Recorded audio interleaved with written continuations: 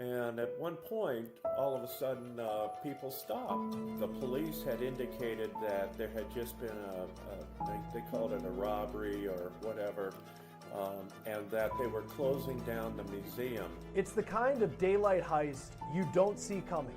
A crew of thieves hitting the Louvre right under everyone's noses. $100 million in crown jewels gone in minutes. And now new video allegedly shows the thieves lowering themselves down the side of the museum. The Louvre's director is speaking out too, admitting a quote, terrible failure, and even offering her resignation. And coming up, I'm going to be speaking with someone who was actually there, an FBI agent who saw it all unfold inside the museum. We're on the case presented by Law&Crime. I'm Stewart.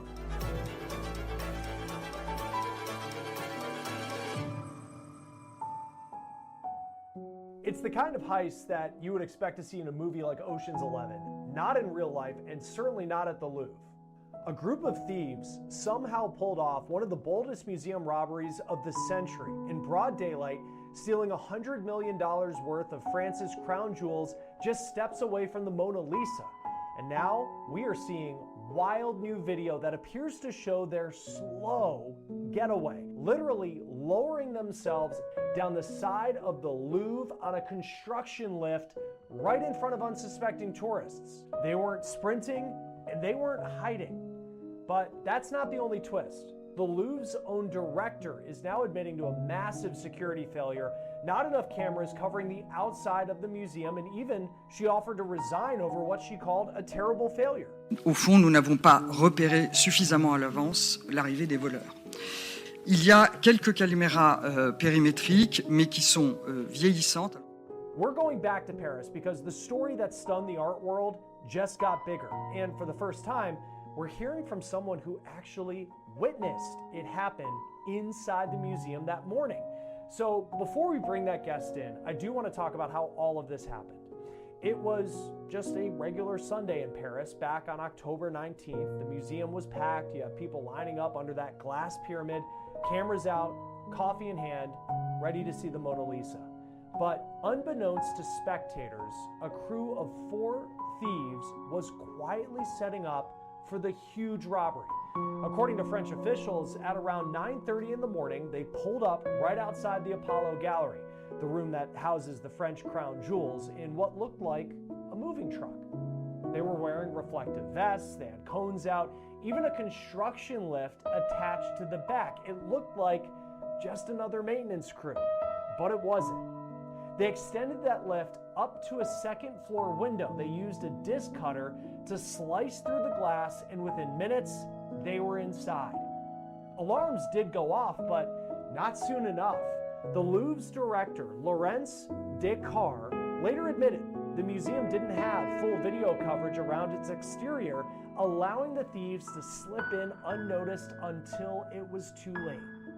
And that gave the thieves just enough time to pull off what prosecutors called a highly organized commando unit.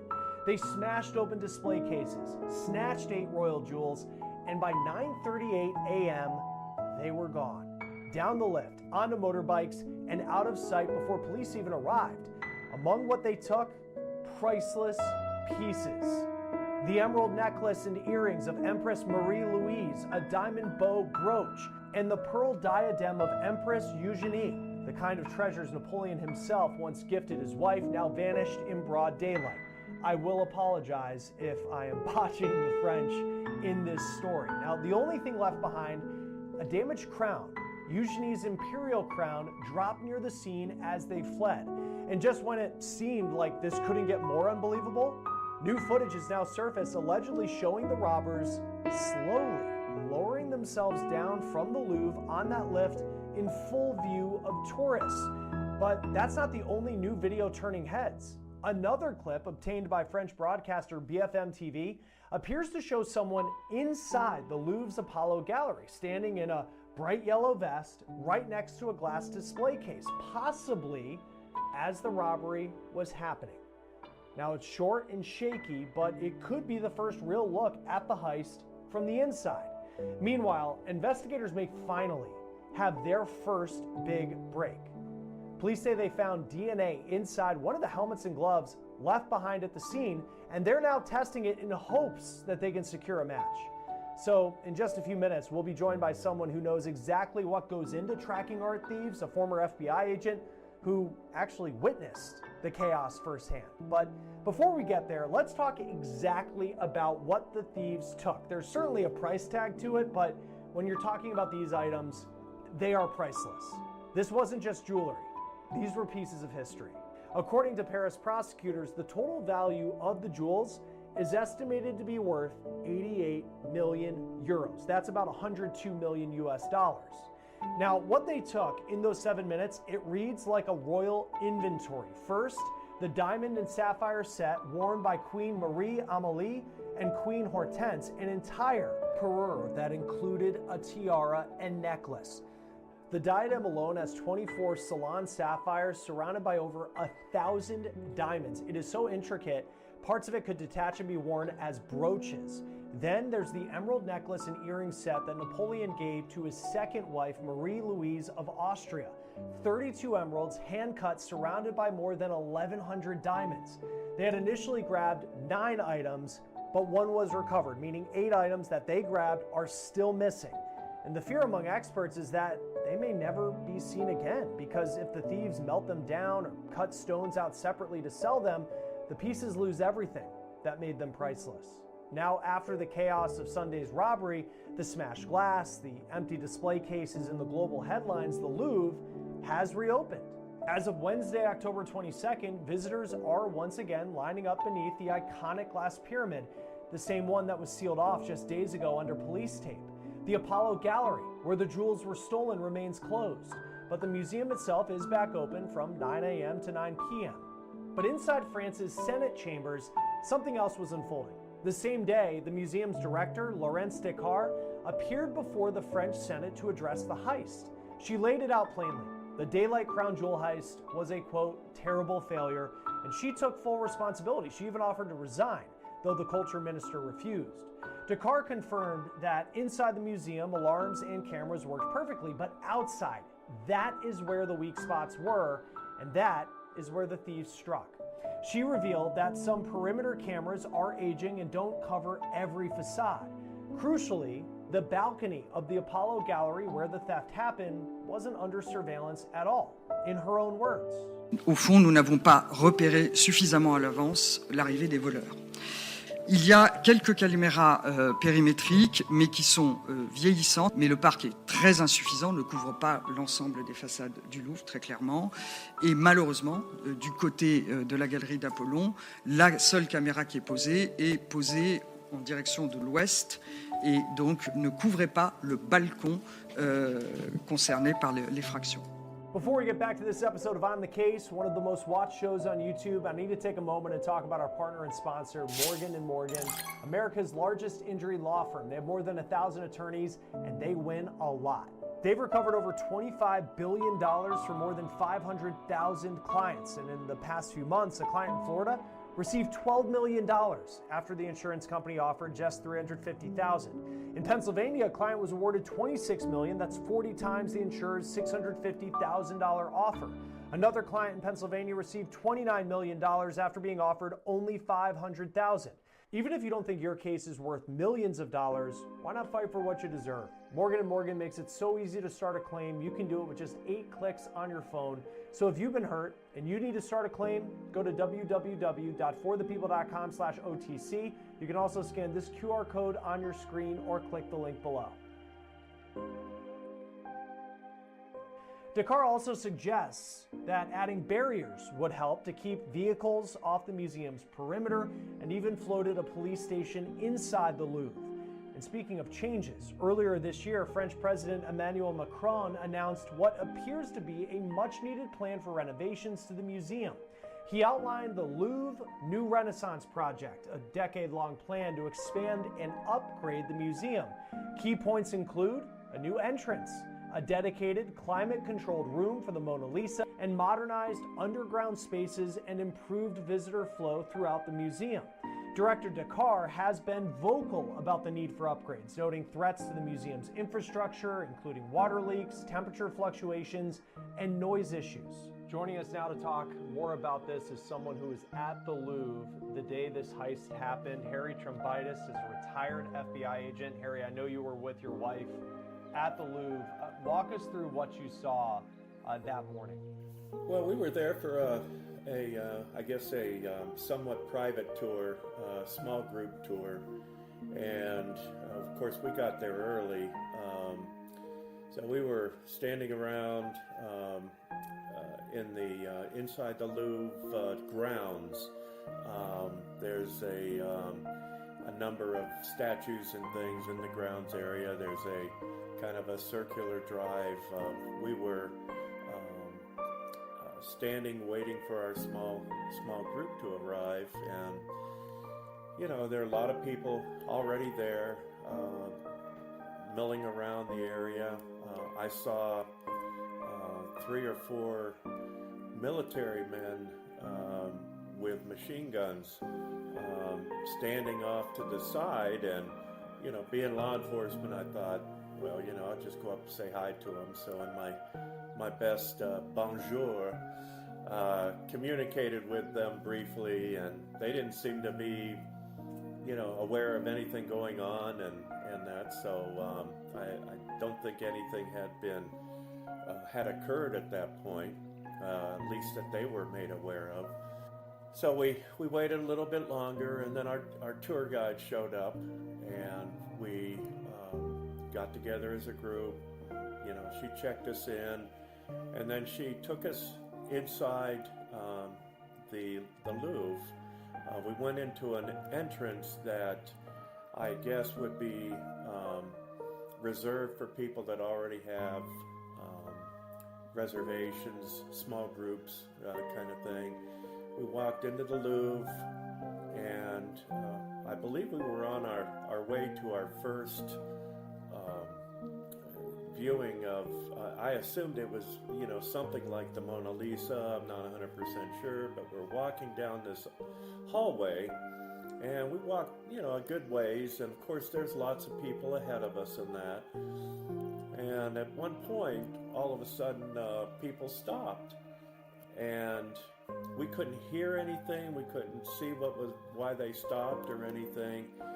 But after you know, a brief pause, people started to come back our way, and you know, head back down the hallway where we just had come from.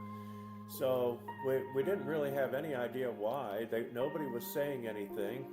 Those people that we saw that were coming our direction were very calm. There was no indication that there had been any problem or any concern. So we kept walking down to, you know, the hallway towards our first exhibit viewing, and at some point our tour guide received a message of some type on her phone that indicated that the police had indicated that there had just been they called it a robbery or whatever, and that they were closing down the museum at that point, and that everybody needed to exit. So she's saying, you know, this has never happened before. I don't know what's going on. There's been some kind of a burglary or robbery. Something about somebody took some jewels. And she said, you know, I really don't know anything more than that, but we need to exit the building. So we went ahead and just turned around and again followed the group of people that, you know, that we saw exiting out the door, and went out into the courtyard or into the open area where, you know, between the Louvre and by that circle driveway that I had mentioned. And she talked to us again a little bit more. She said, I can just tell you that the museum's going to be closed for the rest of the day. She said, you know, we'd be happy to reschedule you at a later time, or give you replace your money, refund. But she said, you know, that's all I know. We're done for the day. We can't go in. So at that point, we kind of broke apart as a group, and my wife and I knew that we're going to have to catch some kind of transportation back to the hotel and that. So I didn't want to call, for an Uber right there. I wanted to walk a little ways and get a little ways, because there were thousands of people around. And one of the things that I had learned, and I did not know, is it's one of the most well-visited museums in the world, and with an average of 30,000 people that come every day to the Louvre. And so anyway, we continued to walk on to an area where it was a good spot for us to call the Uber, and we didn't hear anything more about it. I'm checking my phone to see what news is there. The best that I could find out was that, again, there had been some kind of a break-in and stolen, the French crown jewels. And no indication at that point. I think I heard that there were 4 people supposedly, allegedly involved, but they may have made their escape on motorcycles. And that actually made a lot of sense to me, because having driven or having Ubered around in that area there, there's 2 lanes, and it's pretty crowded. So if they would have tried to escape in a vehicle, I would imagine they would have had a tough time getting away. But the motorcycles over in Paris they're going between cars, they're lane splitting, they're weaving in and out, and they're going pretty fast between the cars and that. So that seemed to make a lot of sense to me, as far as if you were going to want to get away from the Louvre in a fast way, the motorcycle made the most sense in that. So again, we continued on, went back to our hotel that we were staying in, and found out a little bit more information, not much, but that pretty much summarizes what we saw. Wow.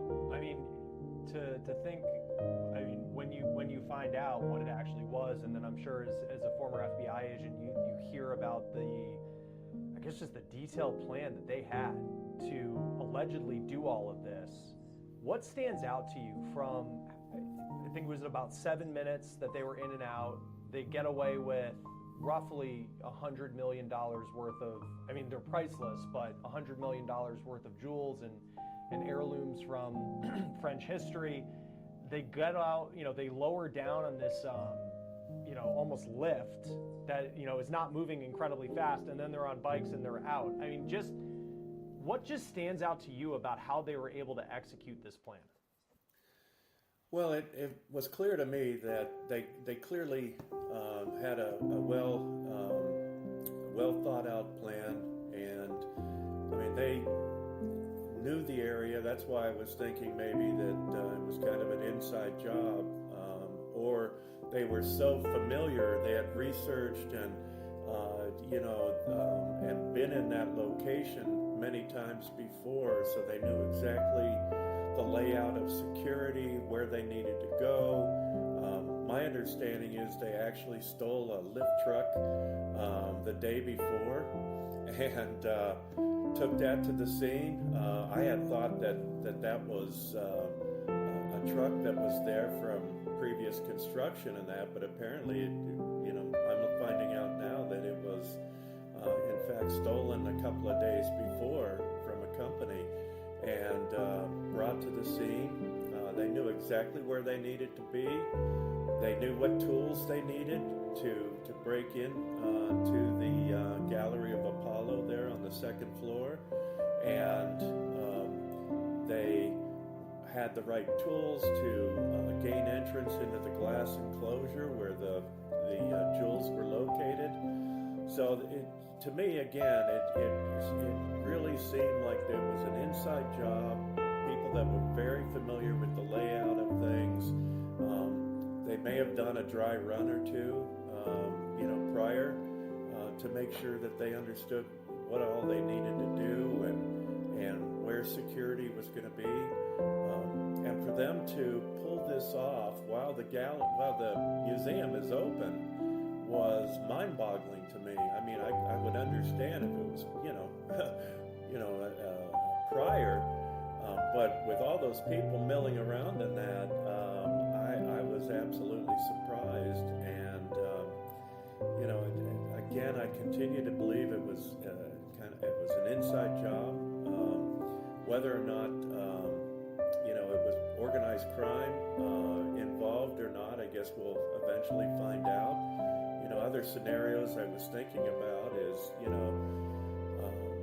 we have people, in our world who, very, for personal gratification, want to have certain items in that, and, certain paintings, and, I had some art theft training in that in my past, and,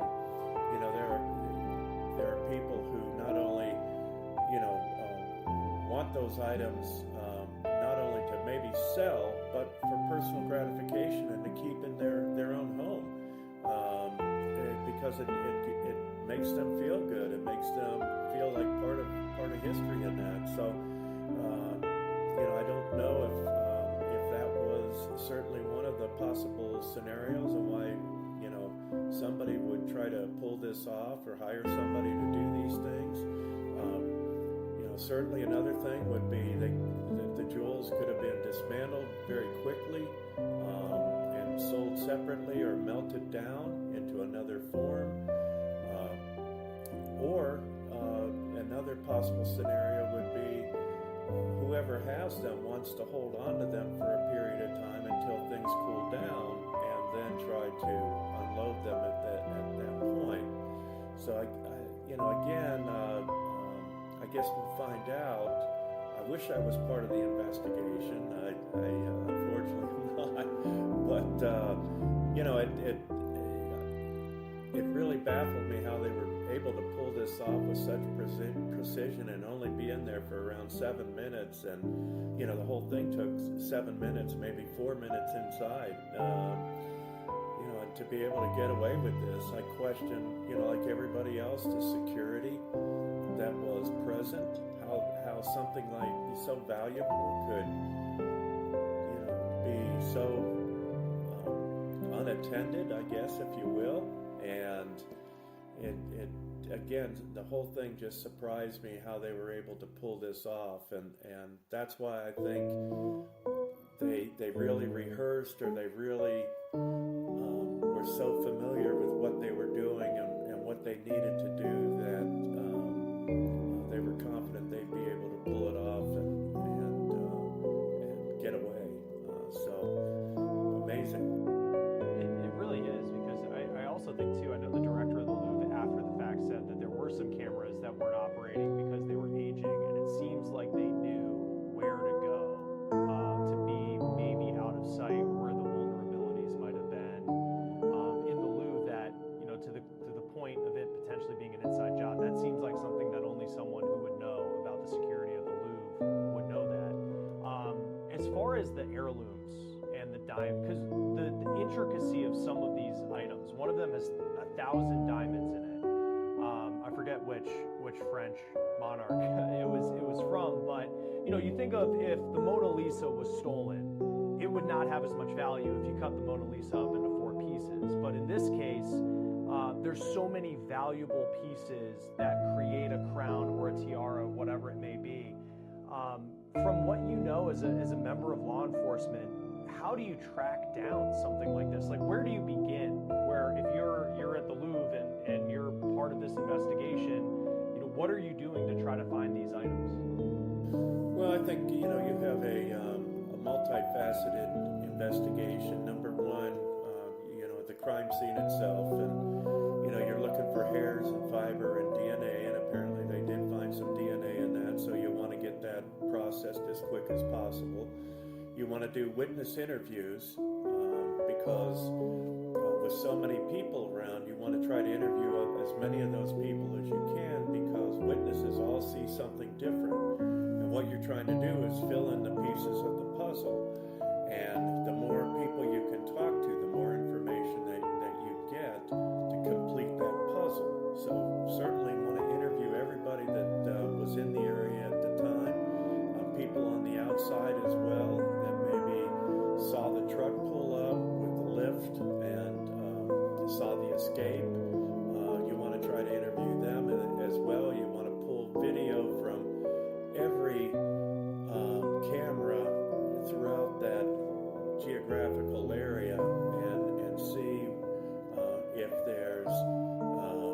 anything of value that you can gain from that video.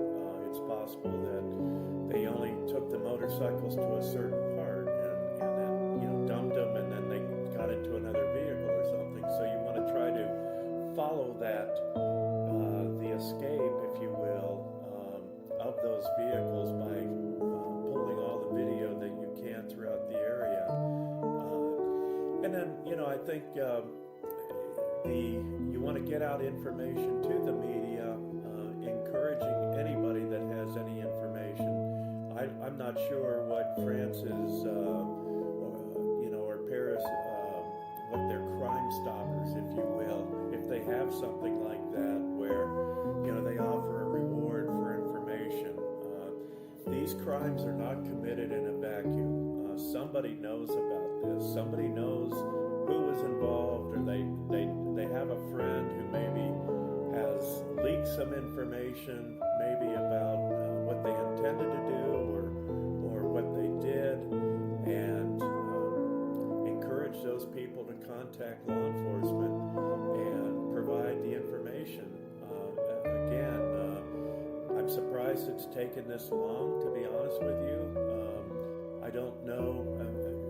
Obviously, I'm not part of the investigation. They very well have names at this particular point. I don't know that, obviously, but they may be closing in on these individuals, or they may be completely, in the dark about who these folks were that were able to pull this off. We're just not getting that information. And having had, been involved in serial murder cases and other kinds of high-profile cases before, you want to be very careful about what you say to the media, and because that information is going to go to the public. And who's in the public?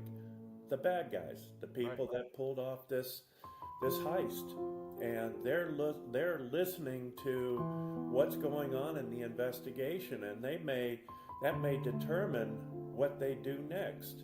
So if they would still happen to have the jewels, for example, they may decide to go ahead and move them or do something completely different based on what they're hearing in the media and that. So, I can understand why the French authorities are being somewhat tight-lipped about things. They don't want to give too much information away, but what it does is it leads everybody to believe that they have no idea what happened, and I hope that's not the case.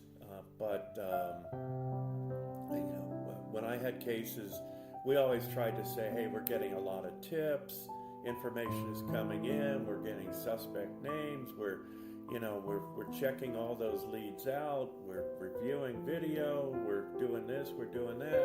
That makes the public, in my opinion, a little more comfortable that we know what the heck we're doing, and that we're doing everything we can to try to locate these individuals and get those jewels back. Unfortunately, I'm just not hearing a lot. So, but that doesn't mean what they're doing is wrong. It's just different than what we would do in this particular case. It'll be interesting just to see how long this goes. And there have been art cases. I'm trying to remember one. I think it was from Massachusetts that I don't know if that's even been solved to this day. That went on for a long time at a museum when art was stolen. I mean, obviously in this case, there's so much attention on it. Before we go, Harry, I do have to ask: did you get a chance to see the Mona Lisa or any of the actual exhibits? Like, you traveled all the way to Paris? That's the well, I don't want to say that's the sad part. I mean, the sad part is the heist of the jewels. Sure. But that was our last day on our trip. We had been to London and different locations throughout France, and been to Normandy. Was really the main reason why we wanted to go to Paris, was to take a trip to Normandy and pay tribute to our soldiers and everything. And it just so happened we had a free day on Sunday, and our tour guide, our person that put our trip together and everything, said, "Hey, why don't you guys? Would you like to go to the Louvre on Sunday on your down day before you leave?" And we said, "Yeah, that sounds great." And so, unfortunately, we didn't get to see anything. But I have a feeling that we will remember our trip to the Louvre for a long, long time, even though we didn't see, the Mona Lisa or some of the other things that we were looking forward to seeing. But as far as maybe getting back someday, we've been to London and Paris several times, so I don't see ourselves making a trip just to go to the Louvre, but if we happen to be anywhere in the area and we have that opportunity, I'm sure that we'll want to go. The last time we were in Paris, the Notre Dame burned down. So, oh, wow. So I think the people of France might be happy if you stay stateside at this point. That's what I told somebody. I said, if we do go back, I'm going to give the Paris police a heads up, because every time I show up, something bad happens. Well, Harry Trumvitas, thank you for taking the time to speak with us. It's certainly a memorable trip. We'll see how the investigation plays out. All right. Thank you very much. Take care. That will do it for On the Case, presented by Law&Crime. Subscribe to us on YouTube and Spotify. I'm Chris Stewart. We'll see you next time.